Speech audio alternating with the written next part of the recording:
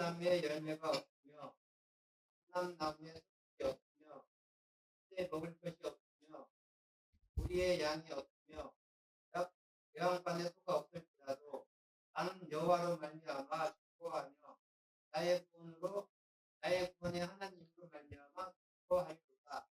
아멘.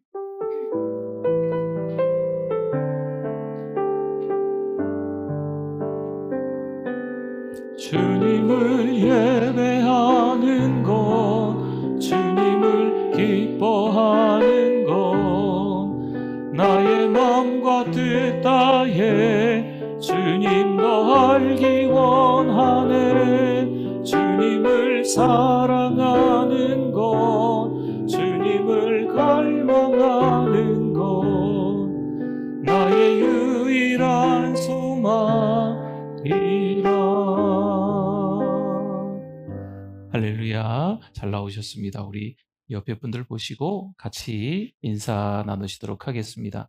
잘 오셨습니다. 은혜 많이 받으세요.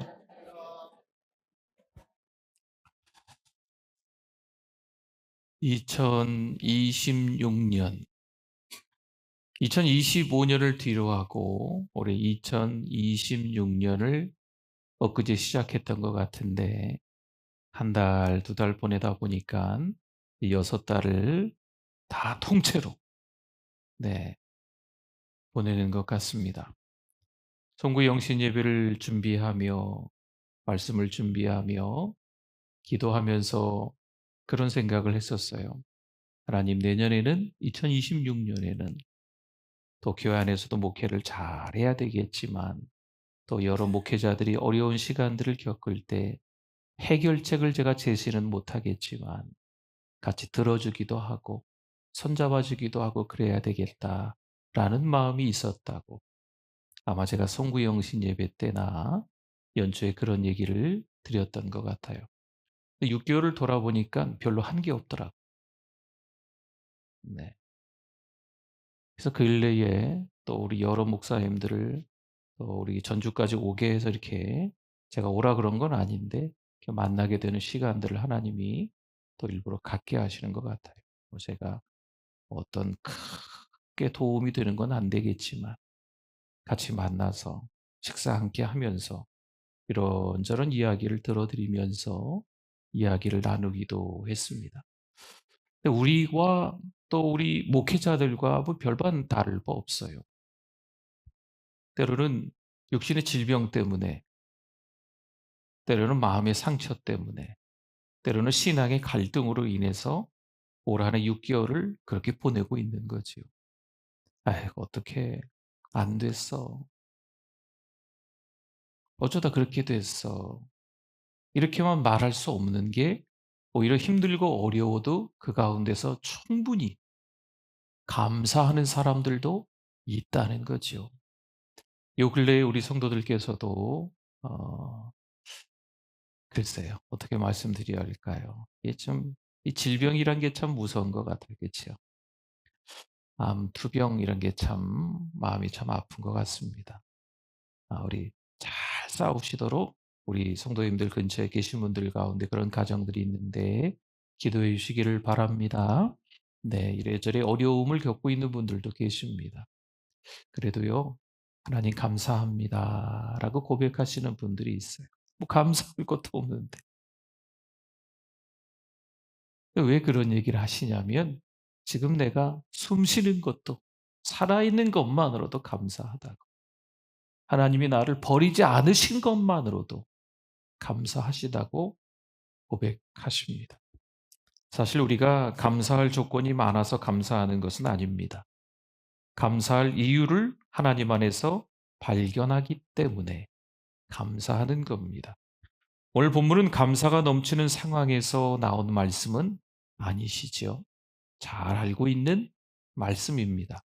오히려 모든 것이 사라진 것 같은 그런 상황 속에서 감사할 수 있는 겁니다.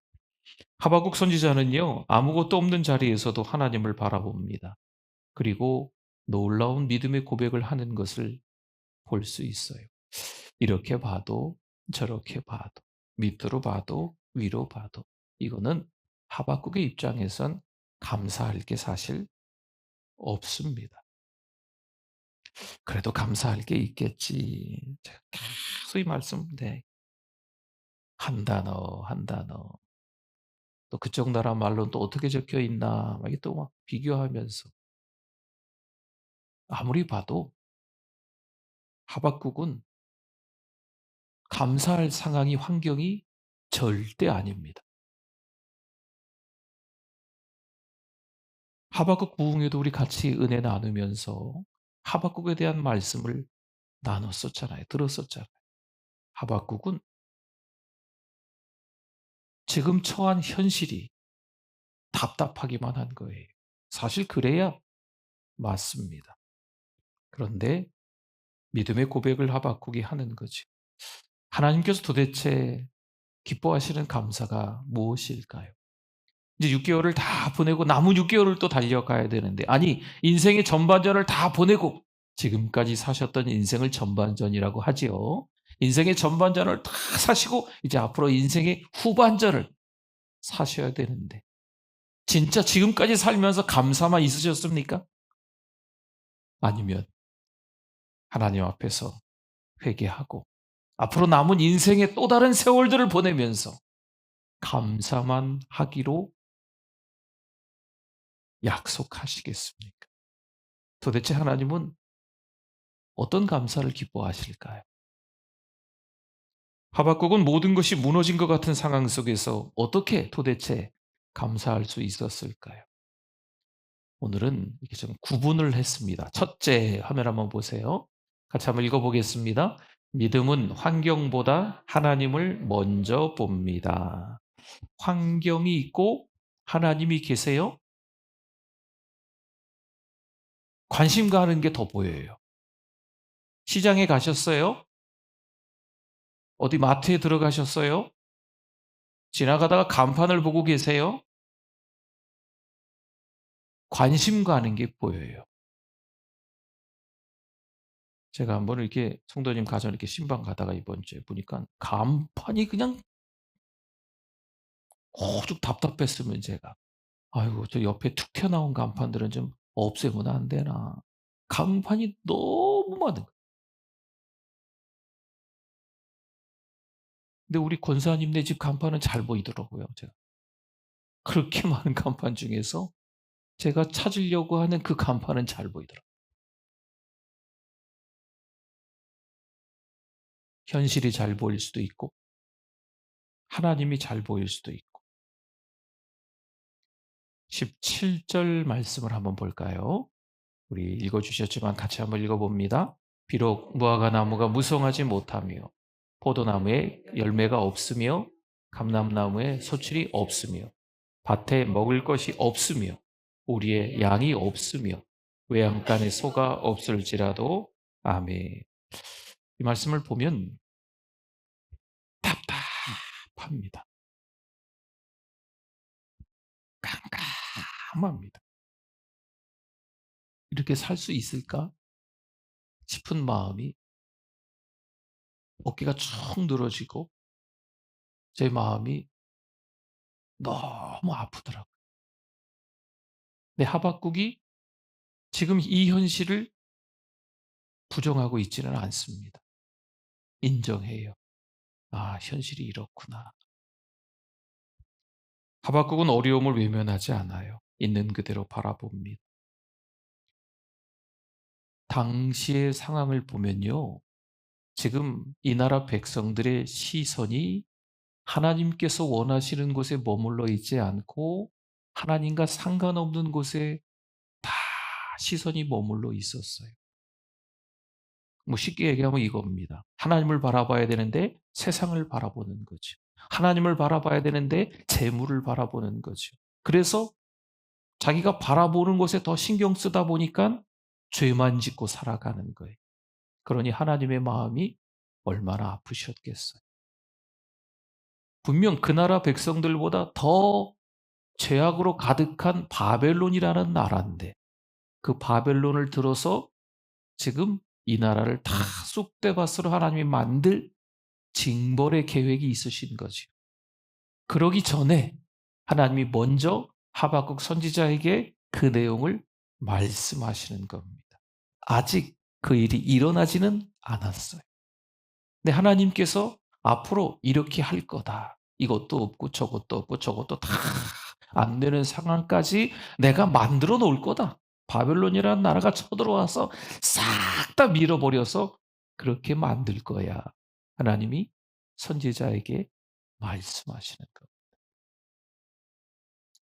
국가적 위기죠. 구체적으로 한번 보면 무화과 나무가 무성하지 못하다라고 하는 건 무화과는 일상의 먹거리라고 생각하시면 됩니다. 생활의 안정이 무너지는 거지요. 먹을 게 없는 거예요. 포도나무에 열매가 없다는 거, 이 포도는 기쁨을 상징하는 겁니다. 포도로 포도주를 만들죠. 그러니 삶의 기쁨이 사라진 상태를 말하는 겁니다. 여러분 힘들어도 가족들이 함께 있을 때 하하하호호 하면서 웃잖아요. 그런 시간들이 분명히 있거든요. 근데 그런 기쁨들이 다 사라진 가정으로 만들어 버리시겠다는 거죠. 감람나무에 소출이 없다는 것은 감람나무로 감람유를 만듭니다. 음식에도 사용하지요. 등불을 밝히는 데도 사용합니다. 이 감람유는 약으로도 사용합니다. 그러니 생활에 꼭 필요한 생필품이라고 할 수 있는 이 귀한 감람나무의 소출이 없다라고 하는 거죠. 밭에 먹을 것이 없답니다. 농사를 열심히 지었는데 소출이 전혀 없는 거죠. 수고했지만 결과가 없습니다. 생계가 막힌 상황인 거지. 그다음 이어지는 게 우리의 양이 없어요. 양은요, 옷을 만들어 입습니다. 양털 가지. 먹을 것만 없는 게 아니고 입을 옷도 없어진다는 거. 마지막으로 외양간에 소가 없다고 이야기하지요. 여러분 소를 가지고 땅을 갈잖아요. 이건 노동력이에요, 노동력. 그럼 그것을 할 수 없다는 건 미래가 불안하다는 거지. 앞날에 대한 기대가 전혀 없다. 여러분 이게 무슨 말입니까? 이 나라는 가능성이 없다. 이 나라에 살고 있는 사람들은 다 이제 끝이다. 라는 이야기입니다. 결국 하박국이 말하는 것은요, 단순히 농작물 몇 가지가 없는 것이 아닙니다. 한마디로 삶의 모든 기반이 무너진 상황입니다. 이걸 인정하셔야 돼요. 부정하시면 안 돼요. 하박국의 현재 상황이 우리의 상황일 수도 있겠죠. 난 아니야. 난 그럴 수 없어. 상황과 환경이 분명히 바뀔 거야. 라고 기대하실 수도 있지만 현재 내 상황과 환경을 인정해야만 합니다. 그리고 현실보다 크신 하나님을 바라보는 단계까지 가야 돼. 상황과 환경은 비록 그렇지만 이 현실을 뛰어넘을 수 있는 방법, 이 상황을 뛰어넘어서 역사하시는 그분 누구시죠? 하나님을 인정하는 게 중요한 겁니다. 믿음은요, 눈앞의 문제보다 하나님을 먼저 보는 거예요. 환경을 보는 사람은 낙심합니다. 그렇죠. 편찮으세요? 그럼 낙심해요. 그러나 하나님을 보는 사람은요, 소망을 발견하는 거죠. 하박국은 무너진 환경을 보면서도 하나님도 바라봅니다. 사실 성경에는 이런 믿음의 사람이 하박국만 있는 것이 아닙니다. 시편 23편 1절의 말씀입니다. 잘 아시는 암송하시는 말씀입니다. 읽어봅니다. 여호와는 나의 목자시니 내게 부족함이 없으리로다. 아멘. 이 시편은 다윗이 기록합니다. 다윗의 삶을 근래에 한두 번 말씀드렸던 것 같아요. 평탄한 삶이 아닙니다. 다윗은 무려 10년 이상 왕이 되기 전에 이 사울왕에게 쫓겨다녔어요. 도망자의 신세로 아주 비참한 삶을 살아갈 수밖에 없었습니다. 생명의 위협을 받은 거 한두 번이 아닙니다. 다윗이 그럼 왕이 된 이후에 안정된 왕직에 머물러서 했을까요? 아니에요. 가족 간의 문제도 장난이 아니었어요. 어려움이 많았습니다. 그런데 다윗이 오늘 말씀해 보니까 뭐라고 고백하죠? 부족함이 많다. 부족함이 너무 많다. 왜 나만 이렇게 인생이 꼬였나? 이렇게 다윗이 이야기할까요? 아니죠. 성경은 분명히 다윗이 어떤 이야기를 했는지 말하고 있어요. 부족함이 없다. 이렇게 말합니다. 왜 그랬을까요? 그 1편에, 아니 23편 1절에 나와 있잖아요. 시작부터 뭐라고 합니까? 여호와는 나의 목자가 되시기 때문에 부족함이 없다. 라고 이야기하는 거죠. 다윗이 가진 것을 보고 말한 것이 아닙니다. 아, 내가 이런 것도 참 많이 가졌지. 물론 힘들고 어려웠지만 또 좋은 것도 여러 가지 있으니까 부족함이 없는 거야.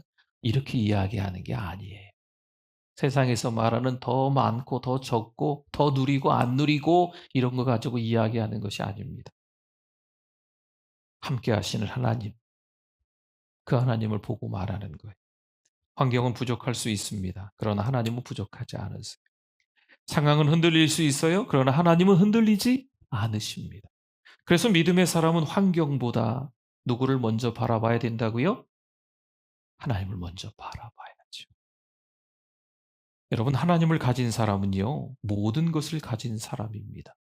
세상의 것은요, 우리 여기 어른 권사님들이 더 많으시니까 잘 아시죠? 세상의 것은 있다가도 없어져요. 그 누가 그러시더라고요. 돈은 돌고 도니까 돈이라고. 돈 많으면 좋겠는데. 있다가도 없어진다니까. 평생 쌓아놓기만 하고 살 것 같은데 아니에요. 돈 많으신 분들 꼭 필요한데 잘 활용하셔야 돼요. 건강도 변합니다. 환경도 변합니다. 사람도 변합니다. 그러나 하나님은 변하신다? 변하지 않으십니다. 그래서 믿음의 사람들은 환경이 아니라 하나님을 꽉 붙들며 살아가는 거죠. 오늘날에도 그런 모습을 볼 수 있습니다. 미국의 선교사 아도니람 저드슨이 있어요. 가족과 고향 그리고 보장된 미래를 뒤로 한 채 미얀마 선교를 위해 떠납니다. 물론 그가 선교할 때는 미얀마가 아니고 버마였겠죠. 그러나 그의 선교 여정은 순탄하지 않습니다. 선교하는 가운데 아내와 자녀를 잃습니다. 그리고 감옥에 갇혀 쇠사슬에 묶여 지내야만 했습니다. 선교의 열매는 전혀 보이지 않습니다. 어느 날 한 사람이 저드슨 선교사에게 묻습니다. 이렇게 어려운데도 이 땅에, 이 미얀마에 선교의 미래가 있다고 생각하십니까? 그러자 저드슨은 대답합니다. 미래는 하나님의 약속만큼 밝습니다. 상황을 보면 절망적이죠. 아내도 자식들도 그 선교지에 와서 다 세상을 떠나고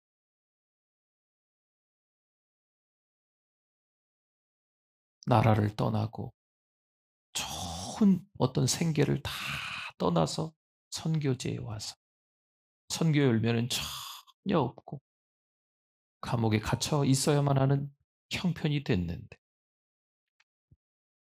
뭐가 좋겠습니까? 그의 믿음은 환경에 묶여 있지 않았어요. 그래서 고난 속에서도 낙심하지 않고 사명을 포기하지 않았던 것입니다. 여러분, 우리도 마찬가지입니다. 저드슨이 평안을 누린 것은요, 형편이 좋아서가 아니에요. 하나님, 제가 조금 더 돈 벌면 교회 갈게. 저 신방 갔다가 그 얘기 들었어요. 하나님, 제가 조금 사업이 안정되면요, 교회 갈게. 제가 조금 더 건강해지면 교회 갈게요. 목회자로서 많이 듣는 이야기입니다. 어려움이 사라져서 신앙생활 잘할 수 있을까요?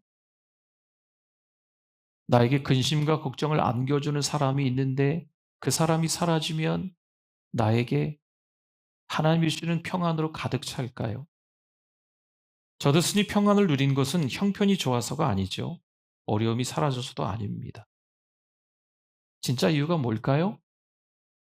변함없으신 하나님을 신뢰하기 때문인 줄 믿습니다. 믿음은 환경을 먼저 보는 것이 아니라 하나님을 먼저 바라보는 것입니다. 믿음의 사람은 현실보다 하나님의 약속을 더 크게 봅니다. 하박국도 마찬가지죠. 눈에 보이는 현실은 절망적입니다.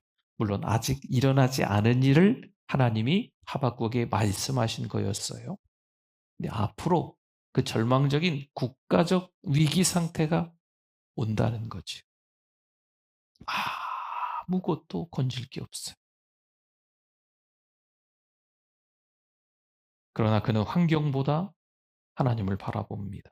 믿음은요, 하나님을 바라보는 걸 멈추지 않는 거예요. 물론 현실도 인정할 수밖에 없어요. 현재 상황을 부정하라는 게 아닙니다. 그러나 하나님을 먼저 봐야지. 말씀드렸잖아요. 제가 운전하고 가는데 간판이 얼마나 많은지, 제가 이 간판들이 다 없다고 생각할까요? 있다니까요. 뭔 간판이 얼마나. 근데 제가 찾으려고 하는 간판은 저기 구석에 작은데도 그게 잘 보여요. 현실을 부정할 필요는 없어요. 그런데 그 가운데서 우리는 누굴 바라봐야 돼요? 하나님을 바라봐야 됩니다. 한 가지 더 보겠습니다. 두 번째, 같이 한번 읽어볼까요? 믿음은 없는 가운데서도 기뻐합니다. 18절 말씀입니다. 같이 읽어보겠습니다. 나는 여호와로 말미암아 즐거워하며 나의 구원의 하나님으로 말미암아 기뻐하리로다. 아멘. 믿음도 없는 것 같은데 어떻게 즐거워하고 기뻐할 수 있을까라는 거죠.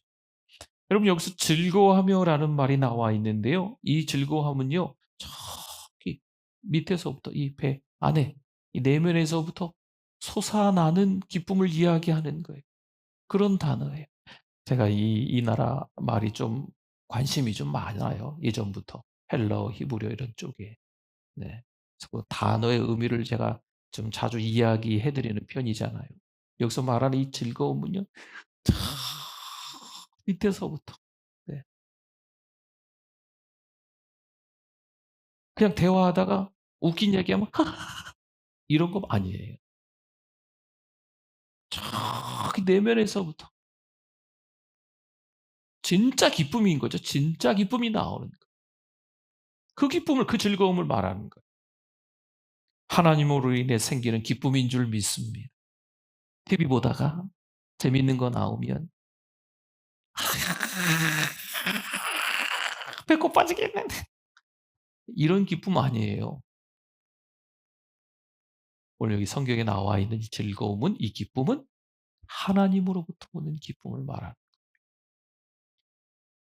하박국은 아무것도 없는 현실을 보고 있습니다. 그러나 동시에 하나님도 바라보고 있습니다. 때로는 우리가요, 많은 간판들이 있는데 이 간판 다 없어. 다 없어. 다 없어. 내가 찾아가는 그 간판만 있어. 여러분, 이거는 현실을 부정하는 거예요. 있는 건 있어요. 그렇죠? 자식 문제도 있고, 돈 문제도 있고, 또 편찮으신 질병 문제도 있고, 관계 문제도 있고, 있는 건 그대로 있어요. 하나님 이거 싹 다 간판 다 없게 해주셔야 제가 찾아가는 그 목적지가 한눈에 싹 들어오지 않겠습니까?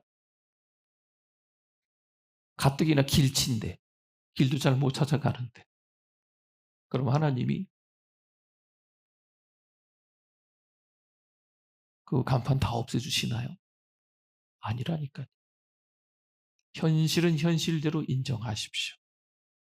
그런데 그 가운데서 우리는 하나님께 소망을 두는 것, 그게 믿음이라는 거죠. 이미지를 하나 또 배운 대로 하나 또 이렇게 만들어 봤어요. 네.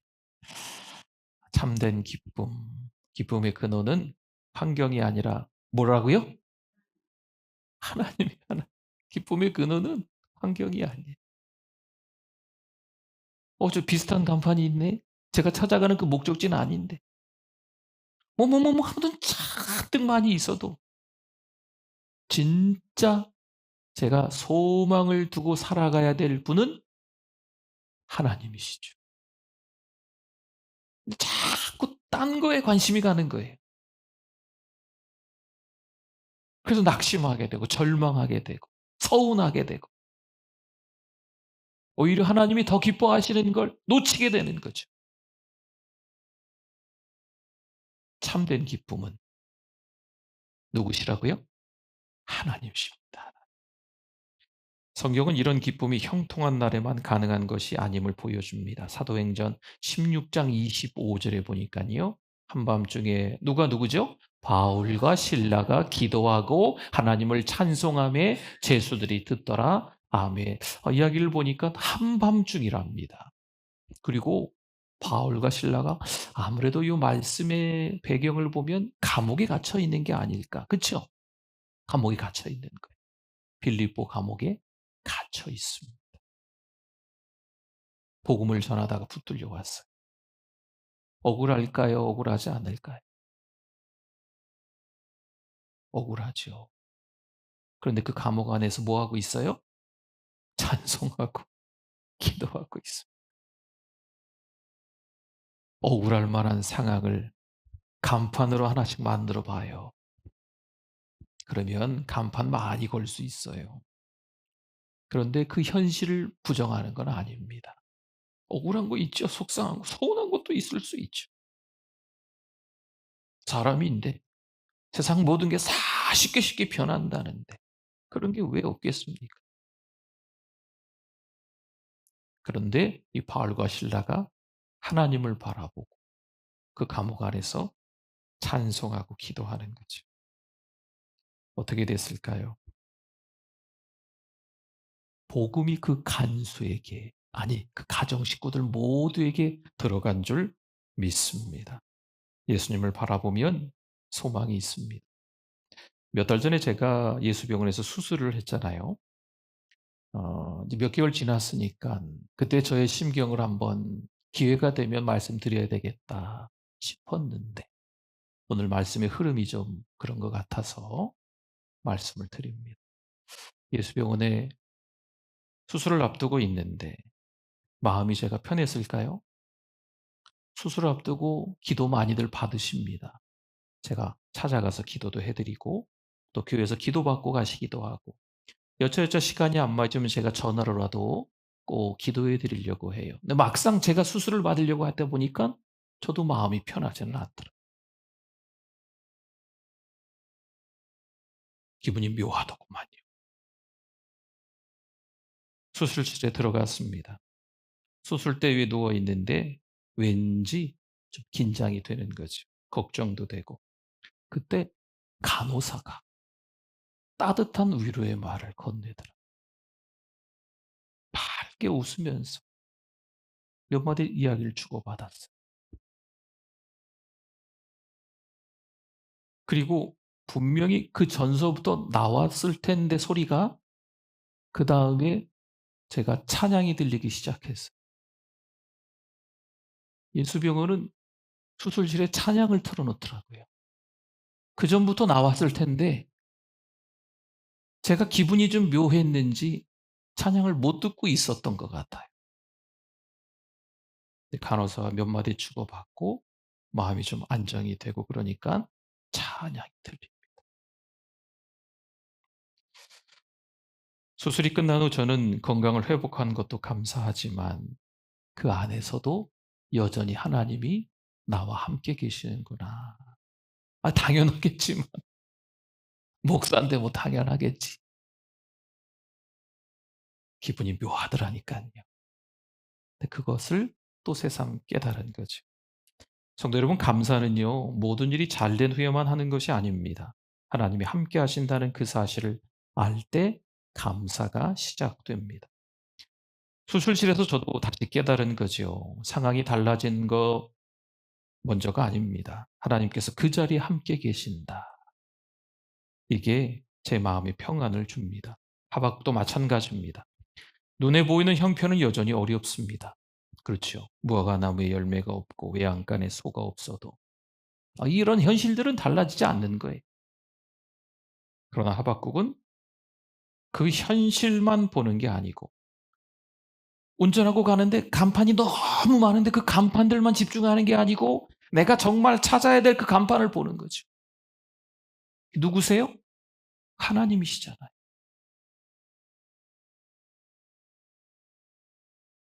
그는 없는 가운데서도 기뻐할 수 있었습니다. 그리고 기쁨은 세상이 줄 수 없는 기쁨이었어요. 왜 힘들고 낙심되고 절망스럽고 왜 속상하고 그럴까요? 다른 간판들이 너무 많아서 그래요. 세상을 살다 보니까 연세가 많은 어른들은 더 많은 간판들이 보이실 것 같아요. 여러 일들을 하시는 분들은 또 간판들이 또 많이, 교회에서 여러 가지 섬기시는 분들, 우리 엊그제 사랑 참밤에서 1팀, 2팀, 3팀 나와서 찬양하는데 1팀도 나오고 2팀도 나오고 3팀도 나오고 오늘 많이 섬기시는 분들이 있더구만. 교회에서 많이 섬기시다 보면 이 간판들이 자꾸 늘어나는 거예요. 이것도 보고 저것도 보고 이렇게 해서 또 이렇게 불편하고 이렇게 해서 싸우는 이런 일들이 있을 수밖에 없어요. 근데 그 가운데서 이걸 다 쳐다보지 말고 누구를 바라봐야 될까요? 하나님을 바라봐야 될 줄 믿습니다. 그러면 하박국의 이런 고백이 우리 고백이 돼요. 나는 여호와로 말미암아 즐거워하며 그 나의 구원의 하나님으로 말미암아 어떻게 한다고요? 기뻐하리로다. 이 기쁨은요, TV 보다가 재미있는 얘기 나와.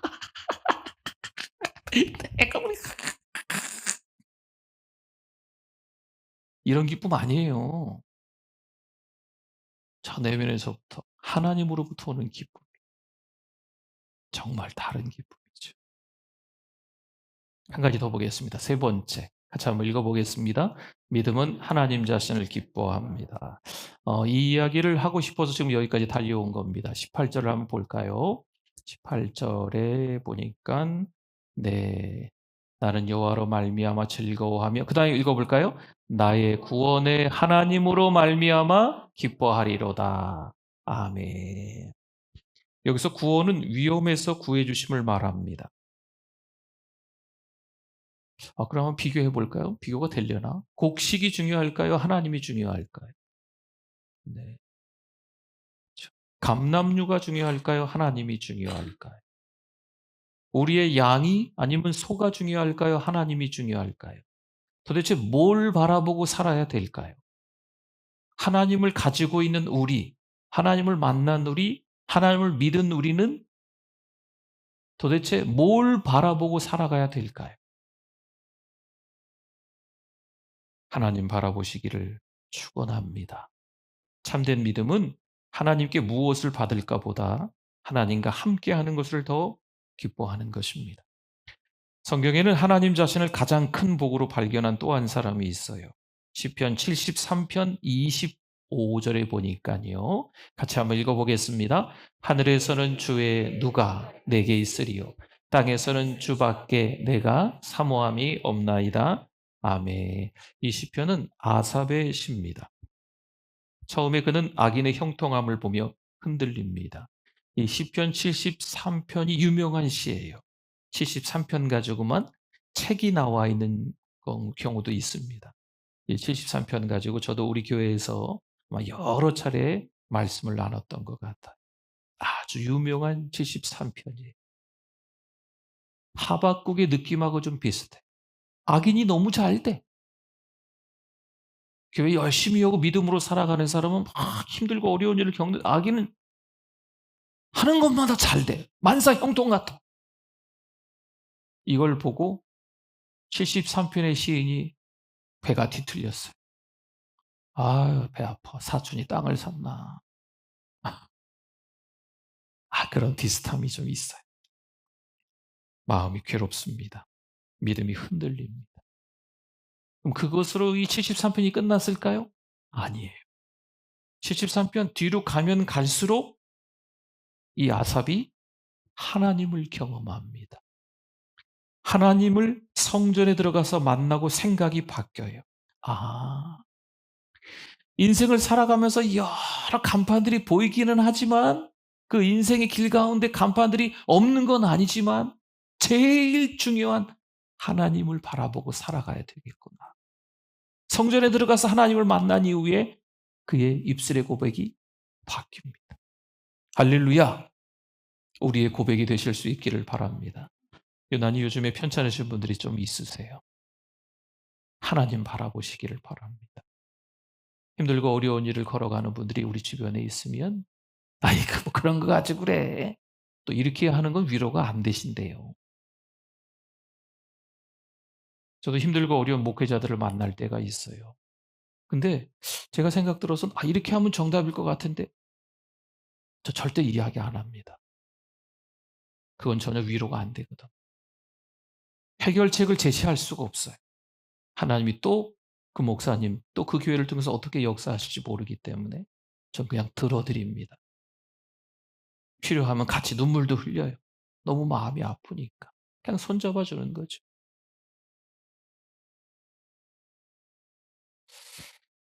우리 성도님들 가운데 힘든 과정을 겪는 분들이 계세요.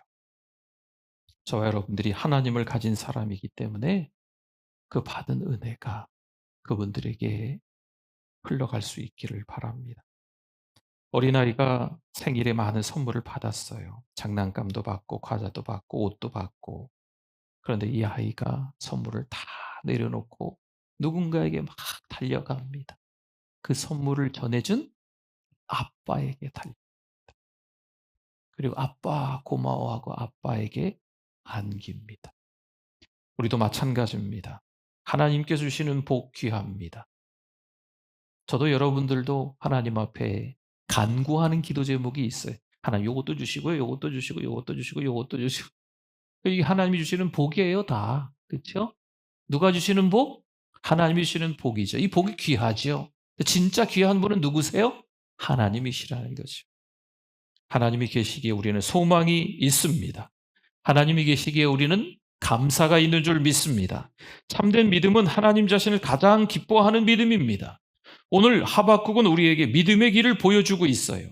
사랑하는 성도 여러분, 혹시 오늘 감사할 조건이 부족하다고 느끼십니까? 맥주감사주일. 그럼 저기 가을 겨울 되면 추수감사주일. 그때쯤에 감사 기도회 교회 감사할 것도 없는데 자꾸 그런 거나 하고. 감사할 게 없는데 이야기는 감사할 조건이 없는데 라는 이야기거든요. 감사할 조건이 부족하다고 느끼십니까? 생각대로 되지 않는 일이 있습니까? 마음에 무거운 짐이 있으십니까? 그렇더라도 하나님은 우리와 함께 계시는 줄 믿습니다. 하나님은 오늘도 우리를 붙드시고 인도하십니다. 현실을 부정하시라는 게 아니에요. 신방 가는데 보이는 간판들이 없다 다 없다 내가 원하는 간판만 있다 이게 착각하라는 게 아니에요. 다 있을 건 있어요.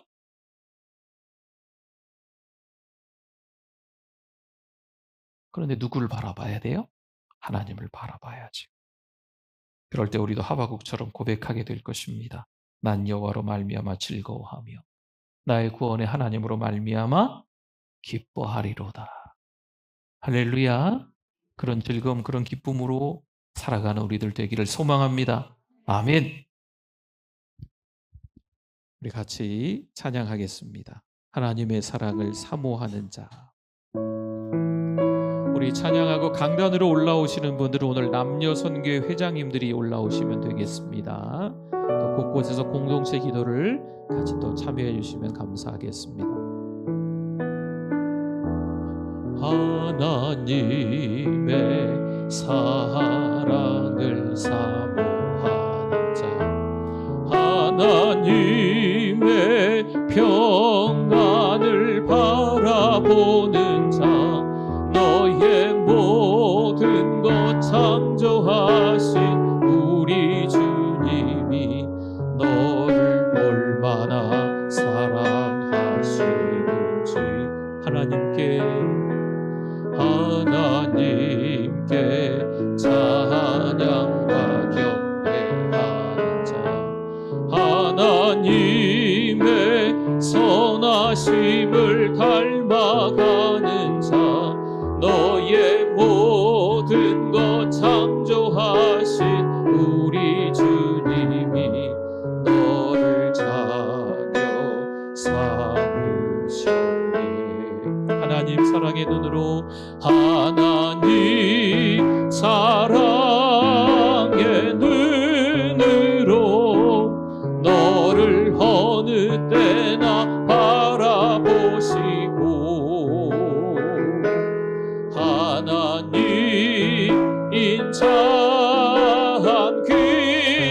기로서 언제나 너에게 기울이시니 어두움에 밝은 빛을 비춰주시고 너의 작은 신음에도 응답하시니 너는 어느 곳에 있든지 주만 바라볼지라 주만 바라. 우리 두 손 들고 찬양합니다. 하나님 하나님 사랑 너를 어느 때나 바라보시고 너를 어느 때나 바라보시고 하나님 인자한 귀로서 언제나 너에게 기울이시니 어두움에 밝은 빛을 비춰주시고 너의 작은 신음에도 응답하시니 어느 곳에 있든지 주를 향하고 주만 바라볼지라 주만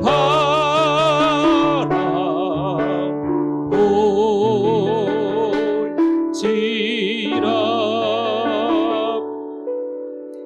할렐루야.